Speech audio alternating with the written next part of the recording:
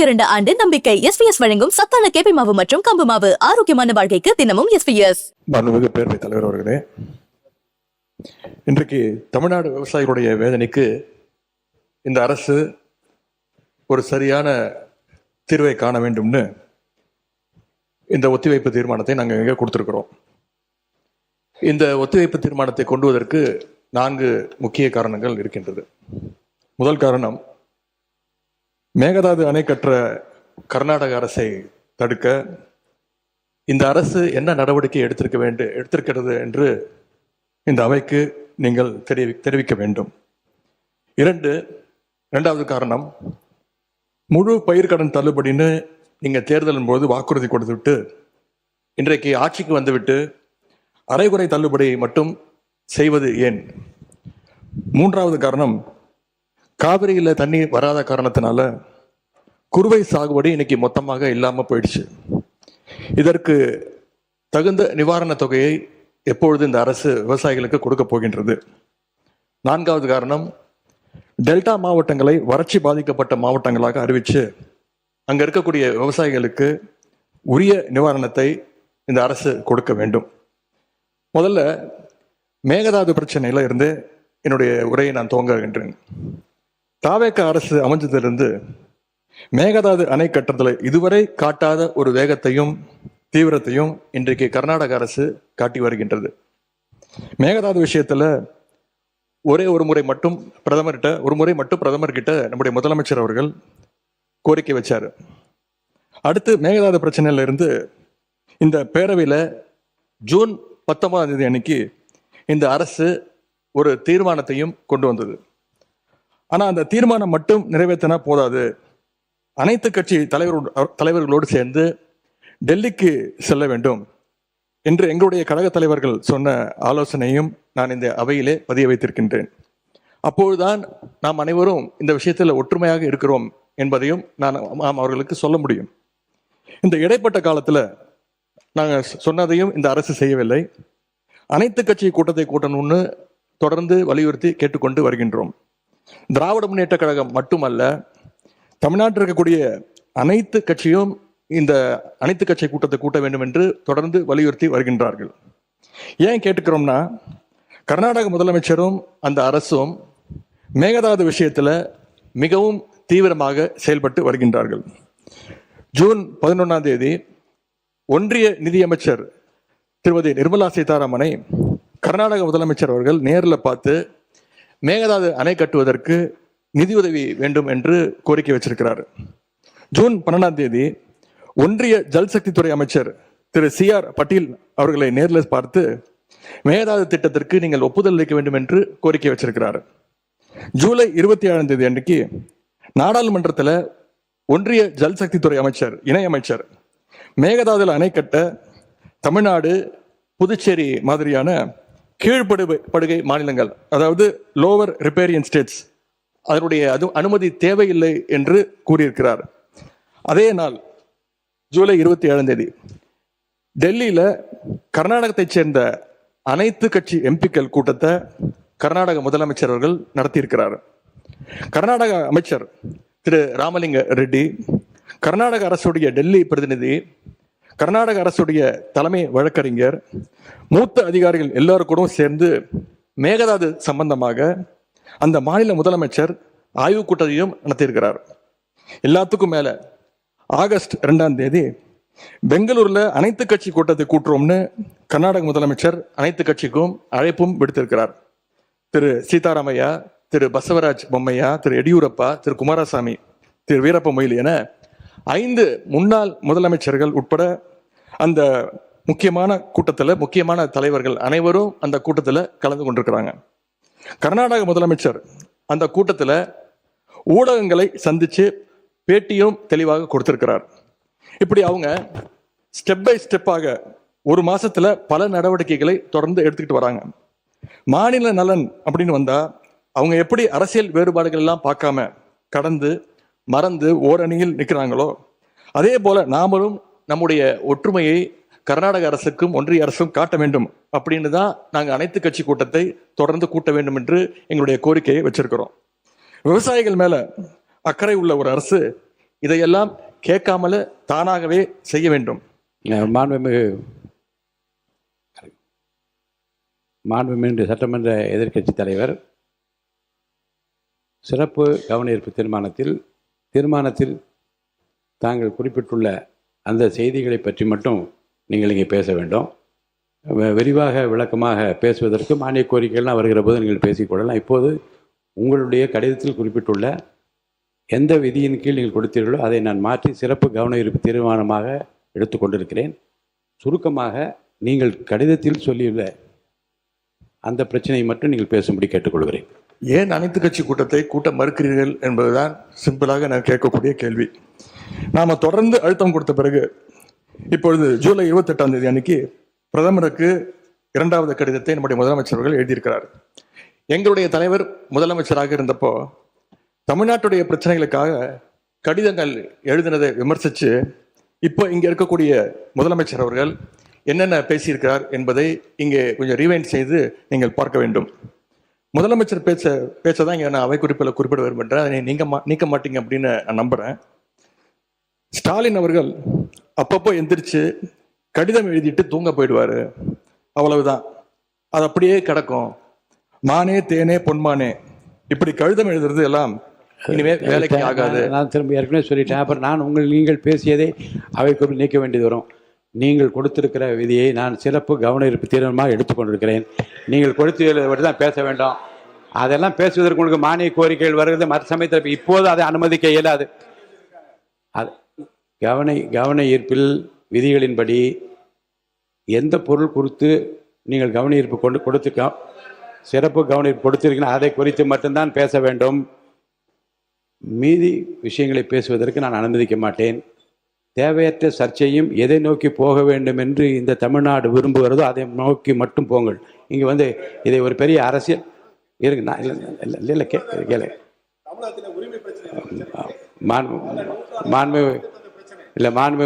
முன்னாள் முதலமைச்சருக்கும் தெரியும் இந்த ஜீவாதார பிரச்சனையை எப்படி கையாளுவது என்பதை பற்றி மாநில அரசுக்கும் தெரியும். இங்கே என்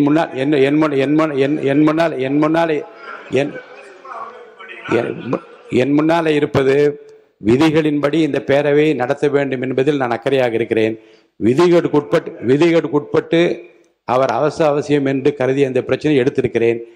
அவர் கொடுத்திருக்கிற இந்த கவன ஈர்ப்பு தீர்மானத்தில் என்ன குறிப்பிட்டிருக்கிறாரோ அந்த கருத்துக்களை சாதாரணமாக மரபு என்ன என்றால் அதை படித்துவிட்டு இந்த பிரச்சனையை உங்கள் கவனத்திற்கு கொண்டு கவனத்தை ஈர்க்கிறேன் என்று அமர்வதுதான் சரி. ஆனால் இதில் நான் பிரச்சனையின் தீவிரம் கருதி நான் அவரை பேச அனுமதித்திருக்கிறேன். மேற்கொண்டு பிரச்சனையை அரசியல் நோக்கத்தில் கொண்டு செல்லாமல் இதில் நீங்கள் குறிப்பிட்டுள்ள இந்த பிரச்சனையை பற்றி மட்டும் படித்துவிட்டு அமருமாறு கேட்டுக்கொள்கிறேன். இல்லை இருங்க, நீங்கள் இருங்க. மாண்பு உறுப்பினர் ஏற்கனவே முன்னாள் முதலமைச்சர் அதை சொல்லிட்டாங்க, நீங்கள் உட்காருங்க. மாண்பு பேரவைத் தலைவர்கள், இந்த பிரச்சனை தீவிரமான பிரச்சனை என்று நீங்களே சொல்கிறீர்கள். நான் கேட்பதெல்லாம் ஒன்று தான். நாங்கள் தொடர்ந்து அனைத்து கட்சி கூட்டத்தை கூட்ட வேண்டும் என்று கேட்டுக்கொள்கின்றேன். காவிரியில் இந்த பிரச்சனையை தீர்ப்பதற்காக கர்நாடக அரசு தொடர்ந்து அனைத்து கட்சி கூட்டத்தை கூட்டிகிட்டு இருக்கிறாங்க. அங்கே இருக்கிறவங்க எல்லாருடைய கருத்துக்களையும் கேட்குறாங்க. ஏன் தமிழக அரசு அனைத்து கட்சி கூட்டத்தை கூட்டுவதை தவிர்க்கின்றது என்பதுதான் எங்களுடைய கேள்வி. அதாவது பேரவைத் தலைவர் வாயிலாக இன்னும் இங்கே தெரிவிக்க விரும்புகின்றேன். இந்த அரசு ஒரு புது டெக்னிக்கை ரெகுலராக ஃபாலோ பண்ணிட்டு வராங்க. எதையாவது ஒன்று செய்யறதுக்கு முன்னாடி அந்த செய்தி இவங்களே லீக் பண்ணிடுறாங்க. உடனே அதற்கு எதிர்ப்பு பலமாக இருந்தால் உடனே ஒரு யூடியூன் சொல்றேன். தேவையற்ற பிரச்சனை திருப்பும் நான் சொல்லுகிறேன்.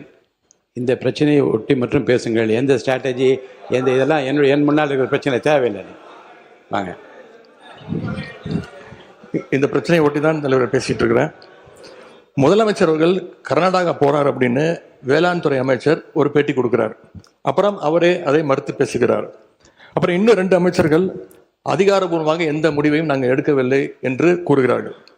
13 பேர் கொண்ட ஒரு குழு போகுதுன்னு திரும்பி செய்திகளில் பார்த்தோம். கடைசியில் என்ன ஆச்சுன்னா, கர்நாடக முதலமைச்சர் சொல்லிட்டார், நீ இந்த தமிழ்நாடு முதலமைச்சர் இங்கே வர வேண்டாம், நாங்கள் தண்ணியெல்லாம் கொடுப்பதற்கு தயாராக இல்லை என்று கர்நாடக முதலமைச்சர் அவர்கள் தெரிவிக்கிறார். அவர் சொன்னது உண்மையா இல்லையா என்றால் முன்னவர் மாண்பு பேரவைத் தலைவர் அவர்களே, மாண்பு எதிர்க்கட்சி தலைவர்கள் தாங்கள் குறிப்பிட்டதை மறந்து ஒவ்வொன்றாக அவர்கள் பேசிக் கொண்டிருப்பது என்பது மரபின் அடிப்படையில் சரியாக இல்லை. என்று சொன்னால் இல்லை, முக்கியமான பிரச்சனை என்ற முறையிலே தான் அவர்களுக்கு இவ்வளவு நேரம் பேச அனுமதித்தார்கள். மீண்டும் அதையே திருப்பி நம்முடைய எதிர்க்கட்சி தலைவர்கள் ஒரு அரசியல் ரீதியாக பேசி வருவது சரியாக இருக்காது.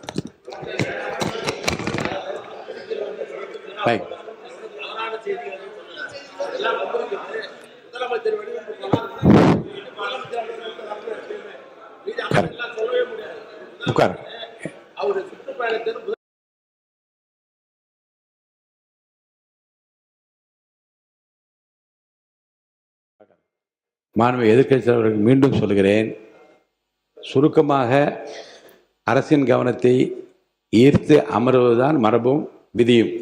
அந்த அடிப்படையில் உங்கள் பேச்சை நீங்கள் முடித்துக் கொள்ளுமாறு நான் போட்டு கேட்டுக்கொள்கிறேன். தவறாக எதுவும் பேசவில்லை. இல்லை, தவறு சரி. அனைத்து கட்சி கூட்டத்தை கூட்டப் போகிறீர்களா இல்லையா, எப்பொழுது கூட்டப் போகிறீர்கள்? இன்னொன்று, கர்நாடக முதலமைச்சர் சொல்றாரு, முதலமைச்சர் இங்கே வர தேவையில்லை, தமிழ்நாடு முதலமைச்சர் இங்கே வர தேவையில்லை, தண்ணி நாங்கள் கொடுக்க முடியாது, தண்ணி இல்லை அப்படின்னு கர்நாடக முதலமைச்சர் சொல்லியிருக்கிறார். இதையெல்லாம் கேட்டுதான் நான் தெளிவுபட விரும்புகின்றேன். முதல்ல தமிழக முதலமைச்சர் கர்நாடகா செல்வதாக இருந்தாரா? அப்படி இருந்தால் ஏன் செல்லவில்லை? இப்பொழுது உங்களுடைய நிலை என்ன என்பதுதான் என்னுடைய கேள்வி.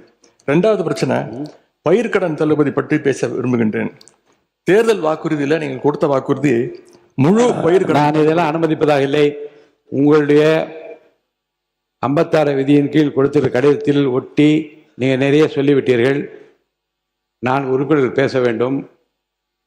கவனத்தை ஈர்க்கின்ற அந்த நேரம் முடிந்து விட்டது. நான் அடுத்த உறுப்பினரை பேச அழைப்பேன்.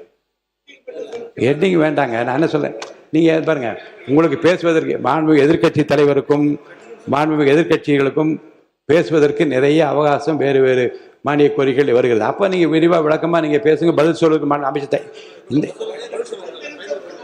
ஒரு முடிங்க. ரெண்டாவது, இந்த பயிர்க்கடன் தள்ளுபடி நீங்க தேர்தல் வாக்குறுதி கொடுத்திருக்கிறீங்க, முழு பயிர்க்கடன் தள்ளுபடி அப்படின்னு. மாண்புமிகு பேரவைத் தலைவர் அவர்களே, மாண்பு எதிர்க்கட்சி தலைவர்கள் கொடுக்கின்ற சிறப்பு கவன ஈர்ப்பு தீர்மானத்தில் அது இடம்பெற்றிருக்கிறதா என்பதை அறிய விரும்புகிறேன். போதும்.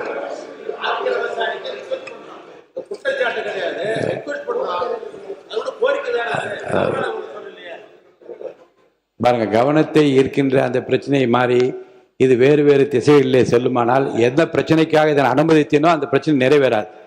அருள் கூர்ந்து இதற்காக தான் நாங்கள் விவசாயிகள் போராடிட்டு இருக்கிறாங்க.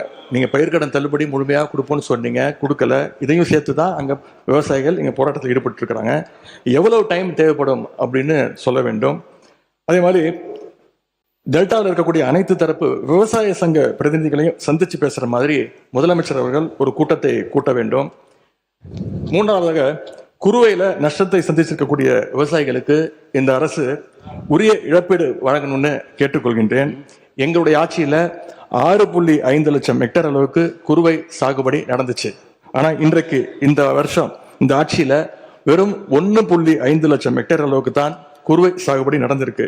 நீங்க ஸ்பெஷல் பேக்கேஜ்னு சொல்லி 134 கோடி அறிவிச்சிருக்கிறீங்க. அதை எத்தனை பேருக்கு கொடுத்திருக்கிறீங்க என்பதை இந்த அவையில தெரிவிக்க வேண்டும். ஏதாவது கணக்கெடுப்பு நடத்தியிருக்கிறீர்களா? மாண்புமிகு பொதுப்பணித்துறை அமைச்சர்.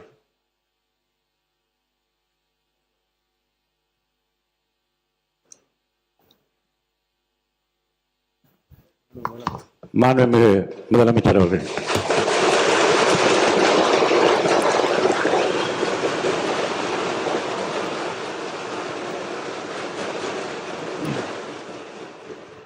மாண்புமிகு பேரவைத் தலைவர் அவர்களே,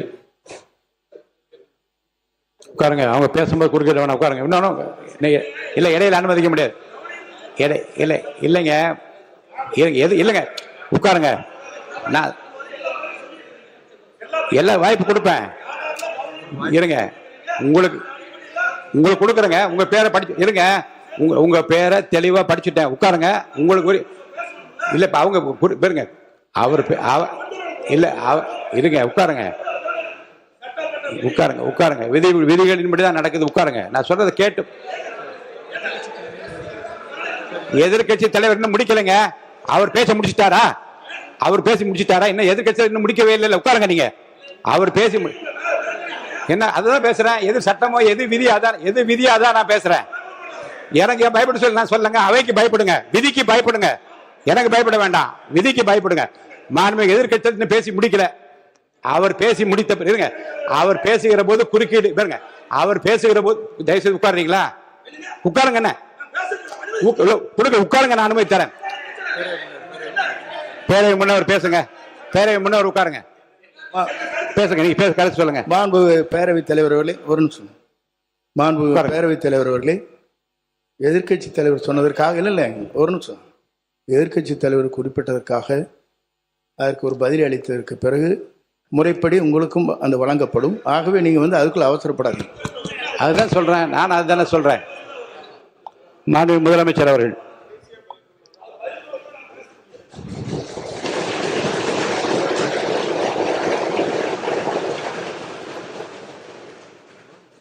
மாண்புமிகு பேரவைத் தலைவர் அவர்களே,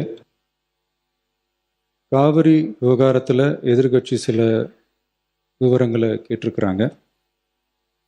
காவிரி நமக்கு உயிர் ஆதாரம், நம்மளோட உணர்வு ரீதியான ஒன்று. அதனால் அதை வச்சு அரசியல் பண்ணுற எண்ணம் துளி கூட நம்ம அரசுக்கு இல்லை.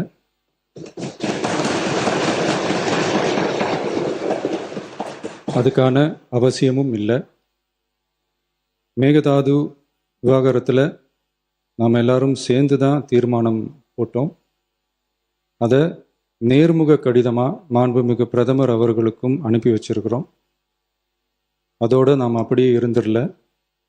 ராஜ்யசபாவில் ஒன்றிய ஜல் சக்தி துறை இணை அமைச்சர் மேகதாது அணை பற்றி முழு விவரங்களை குறிப்பிடலைன்னு தெரிஞ்சதும் காவிரி நடுவர் மன்றத்தின் இறுதி தீர்ப்பு மற்றும் மாண்புமிகு சுப்ரீம் கோர்ட் தீர்ப்பு சம்பந்தமான விதிகள் மற்றும் பத்திகளை கோட் பண்ணி மேகதாது திட்டத்துக்கு எந்த விதமான சட்டபூர்வமான அனுமதியோ நிர்வாக அனுமதியோ வழங்கக்கூடாதுன்னு மாண்புமிகு பிரதமர் அவர்களுக்கு அடுத்த நாளே நேர்முக கடிதம் எழுதினோம்.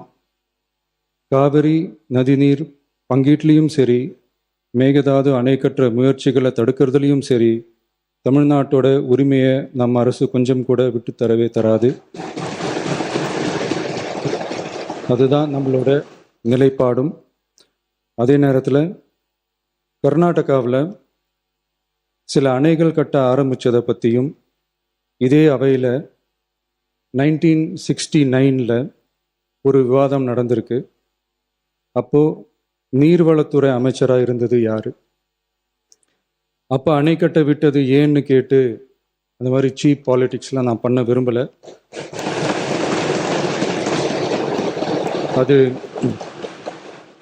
அது நம்ம நோக்கமும் இல்லை. ஏன்னா காவிரி விவகாரத்தை ரொம்ப கவனமாக கையாளணும். எந்த கட்சி ஆளுகிறது, எந்த கட்சிக்கு பெருமை, யாருக்கு பெருமைன்னெலாம் பார்க்கக்கூடாது. இது தமிழக மக்களுடைய பிரச்சனை அப்படின்னு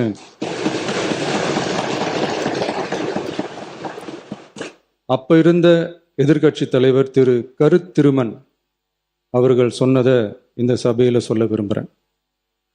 காவிரி பிரச்சனையில் சம்பந்தப்பட்ட 2 மாநிலங்களும் ஒன்றிய அரசும் உட்கார்ந்து முடிவெடுக்கணும்னு 1969 இந்த சபையில் பேசியிருக்கிறாங்க. அதுக்கப்புறம் நிலைமை வேறு மாதிரியெல்லாம் போயிடுச்சுன்னும் நம்ம எல்லாருக்குமே தெரிஞ்சது தான். சட்டப்படி இந்த பிரச்சனையை அணுகிறதுல நாம் உறுதியாக இருக்கிறோம், அதில் மாற்றமே இல்லை. இருந்தாலும் ஒரு அட்டெம்ப்ட் எடுத்து பார்க்கலாம்னு தோணுனது தான் அந்த பெங்களூர் விசிட். அப்படி ஒரு விசிட் பற்றி ஃபஸ்ட்டு யோசித்து கேட்டதும் நான் தான். நாம் பெங்களூர் போக நினச்சதை பற்றி பல ஒப்பீனியன்ஸ் வந்துச்சு. நாம் போக நினச்சதுக்கு காரணம், ஒருவேளை இந்த பிரச்சனை தீர்க்கறதுக்கான ஒரு பாசிட்டிவ் சைன் கிடைச்சா நல்லா இருக்குமேன்னு ஒரு எண்ணத்தில் தான். இன்றைய காலத்தில் பகை நாடுகளை பேசி தீர்க்க பார்க்குறாங்க. பக்கத்து மாநிலத்தோட பேசி பார்த்தா என்னன்னு நினச்சேன்.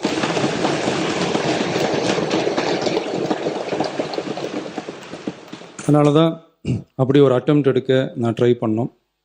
ஒருவேளை அந்த அட்டெம்ப்டில் ஒரு அவமானம் நேர்ந்தால் என்ன செய்யன்னு சில பேர் கேட்டாங்க. அப்படி நடந்தால் தமிழ்நாட்டு மக்களுக்காக அதையும் தாங்க தயாராக தான் இருக்கேன். இருந்தாலும் இருந்தாலும் நம்ம மேலே அன்பு காட்டின அத்தனை பேருக்கும் என்னோட நன்றிகள். இந்த காவிரி விவகாரம் பற்றி மாண்புமிகு நீர்வளத்துறை அமைச்சர் அவர்கள் உரிய விளக்கம் அளிப்பார். அதே மாதிரி காவிரி பிரச்சனையால் பாதிக்கப்பட்ட விவசாயிகளுக்கான அந்த இன்சூரன்ஸ் ப்ரீமியம் அரசே கட்டுறதை பற்றி கேட்டிருந்தாங்க. அதுக்கான விரிவான பதிலை மாண்புமிகு விவசாய அமைச்சர் அவர்கள் தருவார். அப்புறம் இந்த குறுவை சாகுபடிக்கு அந்த நிவாரண தொகுப்பு பற்றி எதிர்க்கட்சியிலேருந்து கேட்டிருந்தாங்க. அந்த குறுவை சாகுபடிக்கு அந்த நிவாரணம் ஏற்கனவே கொடுத்தாச்சு, வழங்கியாச்சு. இது அரசியலே நாங்கள் தான் அப்படின்னு சொல்லிக்கிறவங்களுக்கு இது எப்படி தெரியாமல் போச்சுன்னு எனக்கு தெரியல.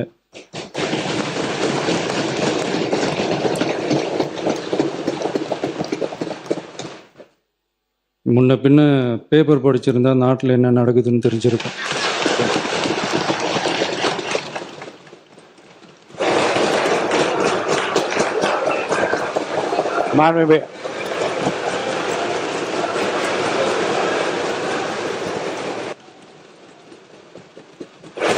மாண்புமிகு எதிர்க்கட்சி தலைவர் சுருக்கமாக கொஞ்சம் அமைதியா இருங்க. மாண்புமிகு எதிர்க்கட்சி தலைவர் பேசுவதற்கு நீங்க அமைதியா இருங்க. நீங்களே இப்படி பிரச்சனை பண்ணா எப்படி? அமைதியா இருங்க, அவங்க பேசணும் சுருக்கமாக. பேரவைத் தலைவர் அவர்களே, ஸ்பெஷல் பேக்கேஜ்னா நீங்க கொடுத்தது 134 கோடி கொடுத்துருக்கீங்க. அது அனைத்து அரசுலையும் கொடுக்கறக்கூடிய ஸ்பெஷல் பேக்கேஜ் தான். இப்போ வறட்சி நிவாரண நிதி அவங்க கேட்குறாங்க. இது ரெண்டுத்துக்கும் வித்தியாசம் தெரிஞ்சுக்க வேண்டும். இது வெறும் டெய்லி காலைல பேப்பர் படித்தா மட்டும் பத்தாது. அங்கே அனைத்து கட்சி கூட்டத்தை கூட்டி அனைத்து விவசாயிகளோடையும் போய் கலந்து பேசி அவங்களுடைய கோரிக்கைகள் என்னன்னு நீங்கள் தயவுசெய்து கேட்டுக்கொள்ள வேண்டும். அதே மாதிரி முன்னர்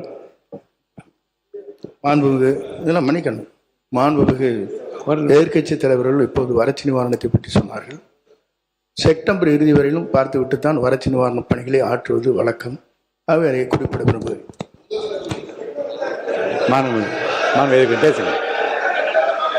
எதிர்கட்சி தலைவர், பேரவைத் தலைவர்களே, அனுமதிங்க. நீங்களே இப்படி பண்ணா எப்படி? மாண்புமிகு எதிர்கட்சி தலைவர் தலைவர்களே, நாங்கள் இன்னொன்று திரும்பி கேட்பதுதான், கர்நாடகாவில் அவங்க அனைத்து கட்சி கூட்டத்தை கூட்டி முன்னாள் முதலமைச்சர்லாம் வர சொல்லி அவங்களுடைய கோரிக்கைகள்லாம் கேட்டுக்கிட்டு இருக்காங்க, தொடர்ந்து கேட்டுட்டு இருக்காங்க. இந்த தாவேக அரசு ஏன் அனைத்து கட்சி கூட்டத்தை கூட்டுவதற்கு என்ன உங்களுக்கு பயம், என்ன உங்களுக்கு தயக்கம் என்பதை நான் கேட்டுக்கொள்ள விரும்புகின்றேன். அதே மாதிரி குறுவை பாதித்த சம்பவம் இன்னைக்கு கேள்விக்குறியாக நிலையில விவசாயிகளுடைய தொடர் கோரிக்கை டெல்டா மாவட்டங்களை வறட்சி பாதித்த மாவட்டங்களாக அறிவித்து அதற்கான உரிய நிவாரணங்களை அவங்க தொடர்ந்து கேட்டுட்டு இருக்கிறாங்க. எனவே அதையும் இந்த அரசு செய்ய வேண்டும் என்று கேட்டுக்கொள்கின்றேன். உங்கள் ஆரோக்கியமே எங்கள் சந்தோஷம். 92 ஆண்டு பாரம்பரியமிக்க எஸ்பிஎஸ் நிறுவனம் வழங்கும் சத்துக்கள் நிறைந்த கேப்பை மாவும் கம்பு மாவும் இயற்கை சுவையுடன் குடும்பம் முழுவதும் ஆரோக்கியம் பெற இன்றே வாங்கி பயன்படுத்துங்கள்.